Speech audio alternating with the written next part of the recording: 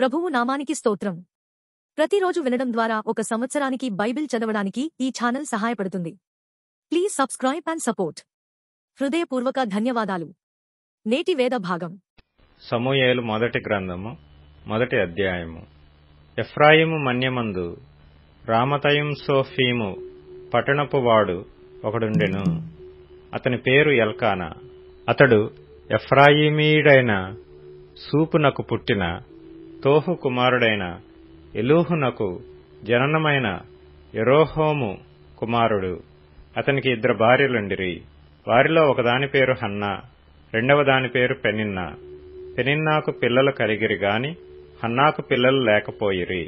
ఇతడు షిలోహునందున్న సైన్యములకధిపతియగు యెహోవాకు మ్రొక్కుటకును బలి అర్పించుటకును ఏటేటా తన పట్టణము విడిచి అచ్చటికి పోవుచుండెను. ఆ కాలమున ఏలీ యొక్క 2 కుమారులగు హోఫ్నీ ఫీనెహాసులు యెహోవాకు యాజకులుగా నుండిరి. ఎల్కానా తాను బలి అర్పణ చేసిన నాడు తన భార్యయగు పెనిన్నాకును దాని కుమారులకును కుమార్తెలకును పాళ్లు ఇచ్చుచూ వచ్చెను గాని హన్నా తనకు ప్రియముగానున్నందున ఆమెకు 2 పాళ్లు ఇచ్చుచూ వచ్చెను. యెహోవా ఆమెకు సంతు లేకుండా చేసెను.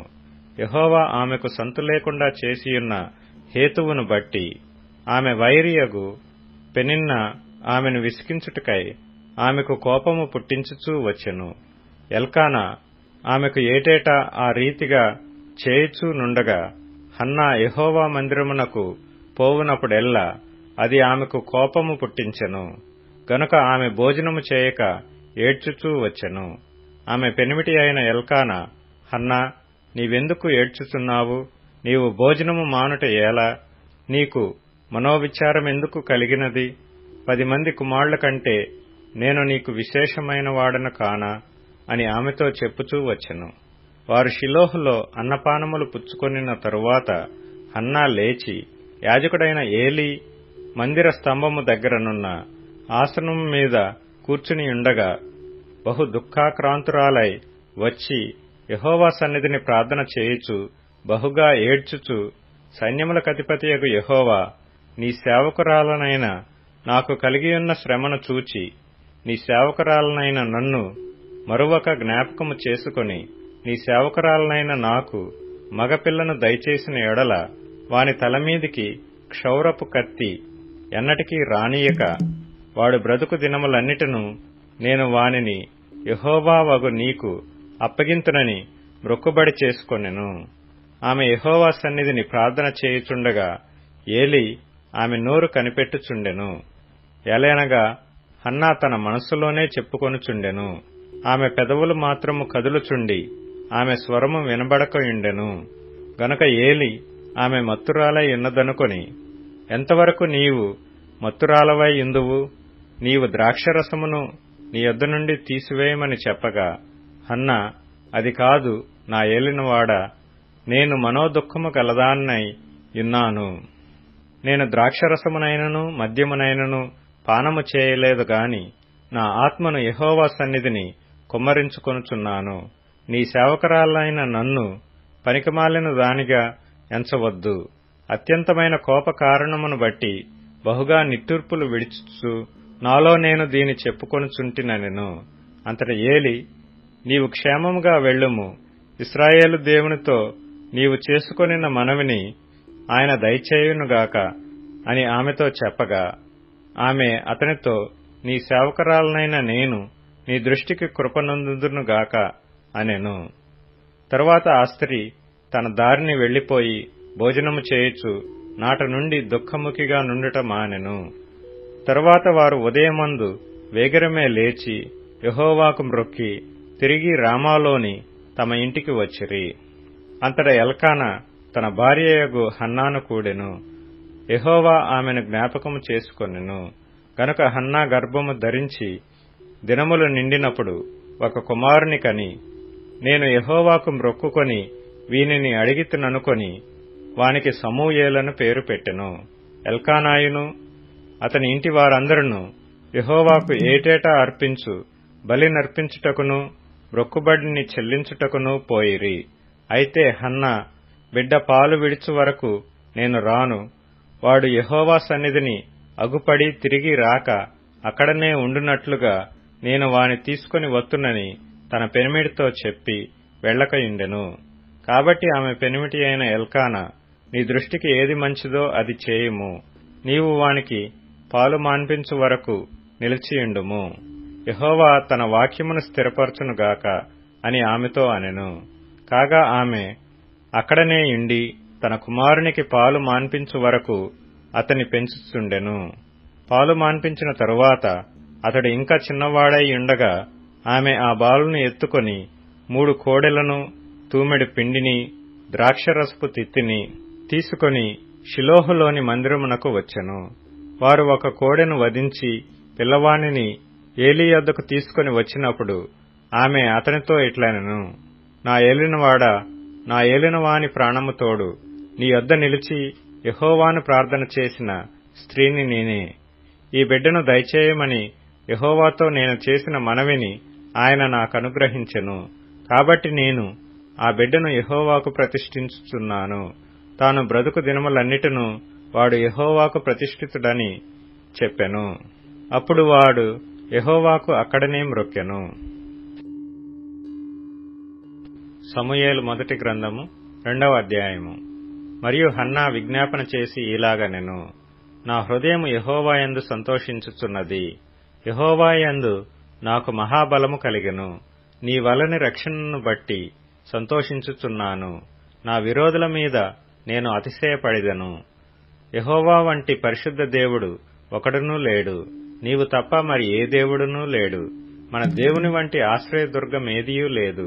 యెహోవా అనంత జ్ఞానియగు దేవుడు. ఆయనే క్రియలను పరీక్షించువాడు. ఇకను అంత గర్వముగా మాట్లాడుకుడి. గర్వపు మాటలు మీ నోట రానియకుడి. ప్రఖ్యాతి నొందిన విలుకాండ్రు ఓడిపోవుదురు. తొట్టిల్లిన వారు బలము ధరించుదురు. తృప్తిగా భుజించిన వారు అన్నము కావలెనని కూలికి పోవుదురు. ఆకలి గొనిన వారు ఆకలి తీరా తిందురు. గొడ్రాలు 7 పిల్లలను కనును. అనేకమైన పిల్లలను కనినది కృశించిపోవును. జనులను సజీవులనుగాను మృతులనుగాను చేయువాడు యెహోవాయే. పాతాళమునకు పంపుచు అందులో నుండి రప్పించుచుండువాడు ఆయనే. యెహోవా దారిద్ర్యమును ఐశ్వర్యమును కలుగచేయువాడు. కృంగజేయువాడును లేవనెత్తువాడును ఆయనే. దరిద్రులను అధికారులతో కూర్చుండబెట్టుటకును మహిమగల సింహాసనమును స్వతంత్రింపచేయుటకును వారిని మంటిలో నుండి ఎత్తువాడు ఆయనే. లేమిగలవారిని పెంటకుప్ప మీద నుండి లేవనెత్తువాడు ఆయనే. భూమి యొక్క స్తంభములు యెహోవా వశము. లోకమును వాటి మీద ఆయన నిలిపియున్నాడు. తన భక్తుల పాదములు తొట్టిల్లకుండా ఆయన వారిని కాపాడును. దుర్మార్గులు అంధకారమందు మాటు మణుగుదురు. బలముచేత ఎవడునూ జయమునొందడు. యెహోవాతో వాదించువారు నాశనమగుదురు. పరమండలములో నుండి ఆయన వారిపైన ఇరుమువలే గర్జించును. లోకపు సరిహద్దులలో నుండి వారికి ఆయన తీర్పు తీర్చును. తాను నియమించిన రాజునకు ఆయన బలమిచ్చును. తాను అభిషేకించిన వానికి అధిక బలము కలుగుచేయును. తరువాత ఎల్కానా రామాలోని తన ఇంటికి వెళ్లిపోయెను.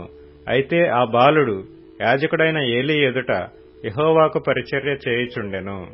ఏలీ కుమారులు యెహోవాను ఎరుగని వారై మిక్కిలి దుర్మార్గులయ్యుండిరి.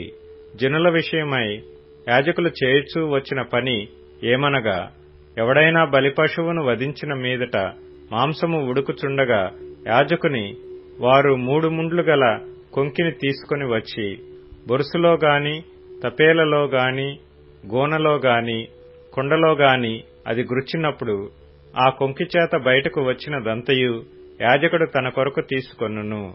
షిలోహుకు వచ్చు ఇశ్రాయేలీలందరికిని వీరు ఇలాగున చేయుచూ వచ్చిరి. ఇదియుగాక వారు క్రొవ్వును దహింపక మునుపు యాజకుని పనివాడు వచ్చి బలిపశువును వధించువానితో యాజకునికి వండించుటకై మాంసమిమ్ము. ఉడకబెట్టిన మాంసము అతడు నీ యొద్ద తీసుకొనడు, పచ్చి మాంసమే కావలెను అని చెప్పుచూ వచ్చెను. ఈ క్షణమందే వారు క్రొవ్వును దహింతురు. తరువాత నీ మనస్సు వచ్చినంత మట్టుకు తీసుకొనవచ్చునని వానితో ఆ మనిషి చెప్పిన ఎడల అలాగు వద్దు, ఇప్పుడే ఇయ్యవలెను. లేని ఎడల బలవంతము చేత తీసుకొందునను. అందువలన జనులు యెహోవాకు నైవేద్యము చేయుటయందు అసహ్యపడుటకు ఆ యవనులు కారణమైరి గనుక వారి పాపము యెహోవా సన్నిధిని బహు గొప్పదాయెను. బాలుడైన సమూయేలు నారతో వేయబడిన ఏఫోదు ధరించుకుని యెహోవాకు పరిచర్య చేయుచుండెను. వాని తల్లి వానికి చిన్న అంగీ ఒకటి కుట్టి ఏటేటా బలి అర్పించుటకు తన పెనిమిటితో కూడా వచ్చినప్పుడు దాని తెచ్చి వానికిచ్చుతూ వచ్చెను. యెహోవా సన్నిధిని మనవి చేసుకొనగా, నీకు దొరికిన ఈ సంతానమునకు ప్రతిగా యెహోవా నీకు సంతానమునిచ్చునుగాక అని ఏలీ ఎల్కానాను అతని భార్యను దీవించిన తరువాత వారు ఇంటికి వెళ్ళిరి. యెహోవా హన్నాను దర్శింపగా ఆమె గర్భవతి అయి 3 కుమారులను 2 కుమార్తెలను కనెను.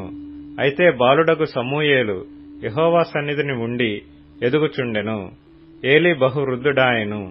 ఇశ్రాయేలీలకు తన కుమారులు చేసిన కార్యములన్నీయు, వారు ప్రత్యక్షపు గుడారము యొక్క ద్వారము దగ్గరకు సేవ చేయుటకు వచ్చిన స్త్రీలతో శయనించుటయును మాట చెవిని పడగా వారిని పిలిచి ఇట్లనెను, ఈ జనుల ముందర మీరు చేసిన చెడ్డ కార్యములు నాకు వినబడినవి.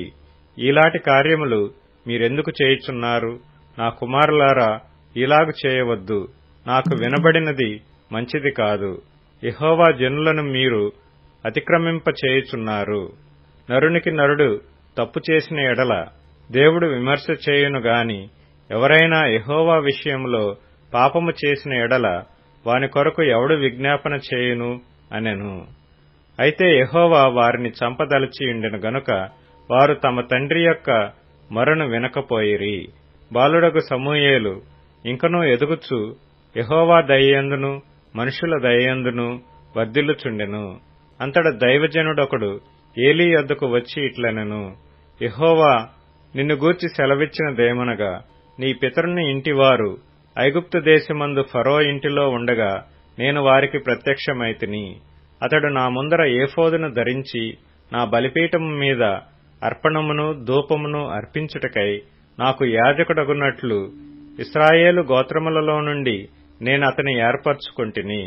ఇశ్రాయేలీలు అర్పించిన హోమ వస్తువులన్నిటినీ నీ పితరుని ఇంటివారికిచ్చితిని. నా నివాస స్థలమునకు నేను నిర్ణయించిన బలి నైవేద్యములను మీరేలా తృణీకరించుచున్నారు?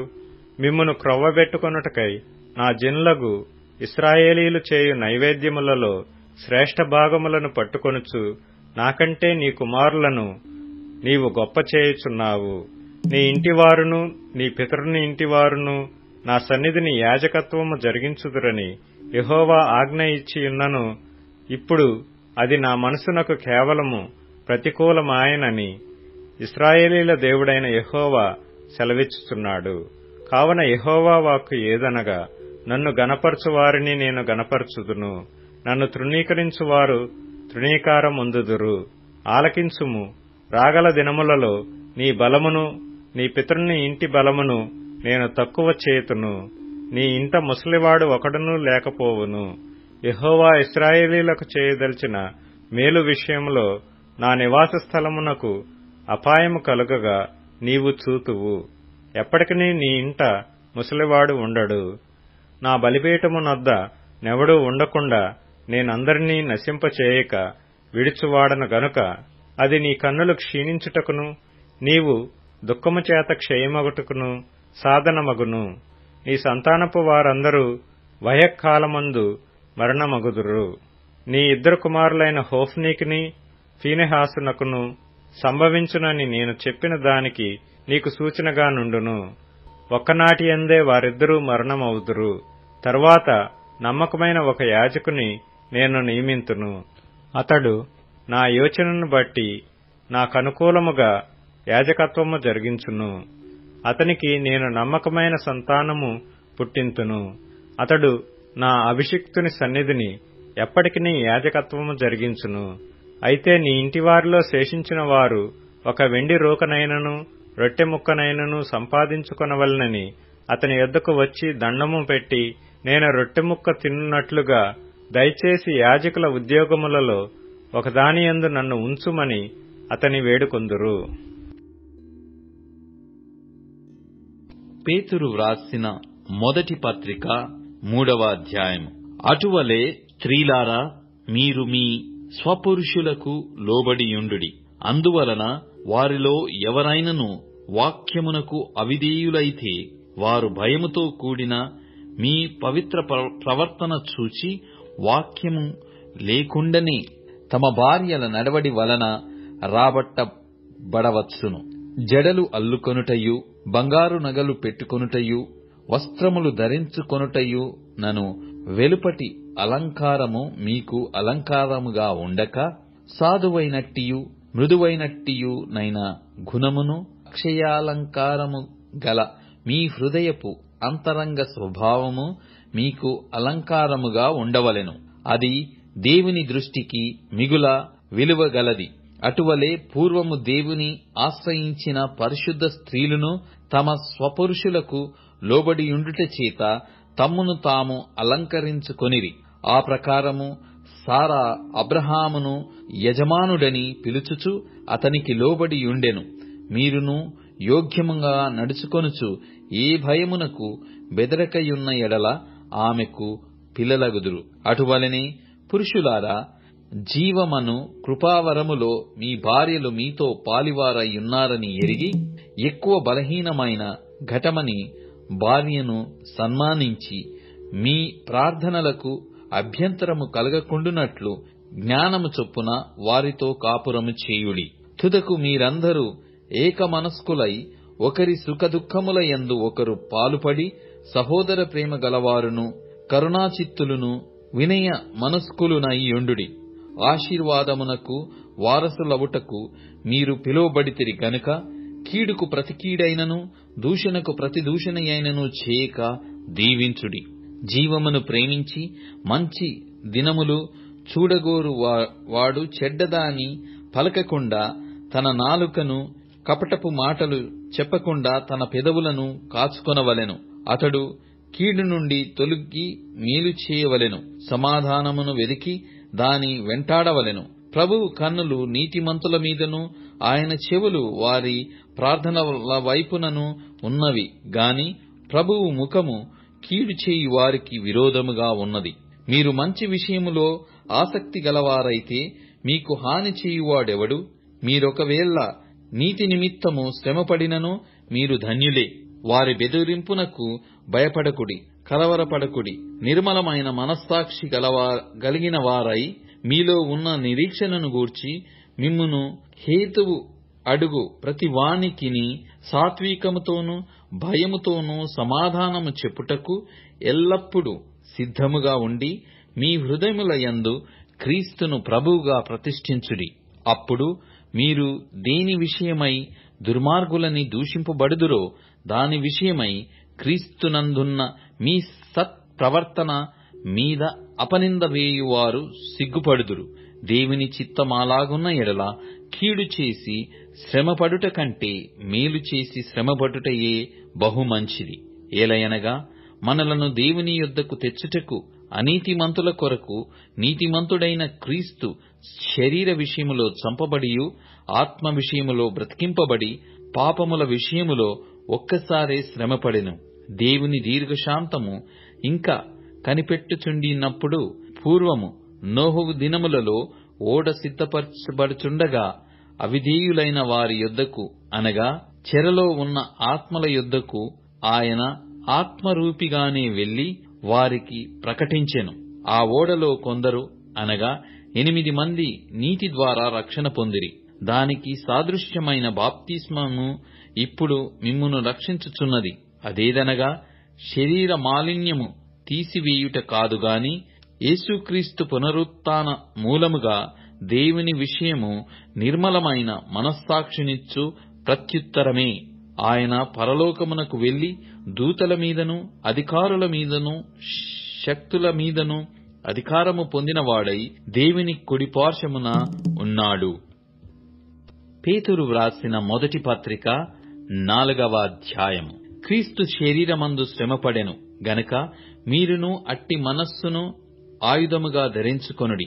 శరీర విషయములో శ్రమపడినవాడు శరీరమందు జీవించు మిగిలిన కాలము ఇక మీదట మనుజాశలను అనుసరించి నడుచుకొనక దేవుని ఇష్టానుసారముగానే నడుచుకొనున్నట్లు పాపముతో జోలి ఇక నేమీయు లేకయుండును. మనము పోకిరి చేష్టలు, దురాశలు, మద్యపానము, అల్లరితో కూడిన ఆటపాటలు, త్రాగుబోతుల విందులు, చేయదగని విగ్రహ పూజలు మొదలైన వాటియందు నడుచుకొనుచు అన్యజనుల ఇష్టము నెరవేర్చుచుండుటకు గతించిన కాలమే చాలును.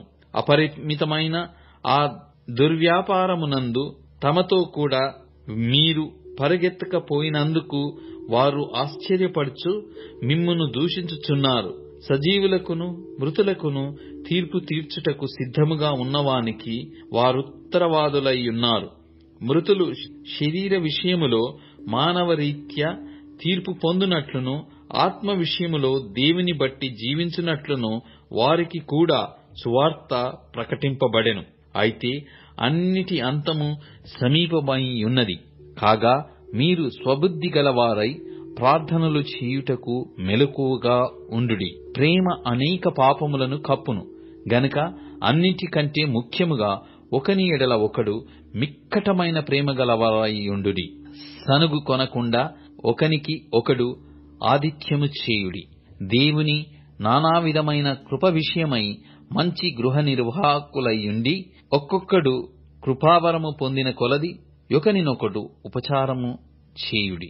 ఒకడు బోధించిన ఎడల దైవోక్తులను బోధించినట్టు బోధింపవలెను. ఒకడు ఉపచారము చేసిన ఎడల దేవుడు అనుగ్రహించు సామర్థ్యము నొంది చేయవలెను. ఇందువలన దేవుడు అన్నిటిలోనూ యేసుక్రీస్తు ద్వారా మహిమపరచబడును. యుగాయుగములు మహిమయు ప్రభావమును ఆయనకుండునుగాక. ఆమేన్.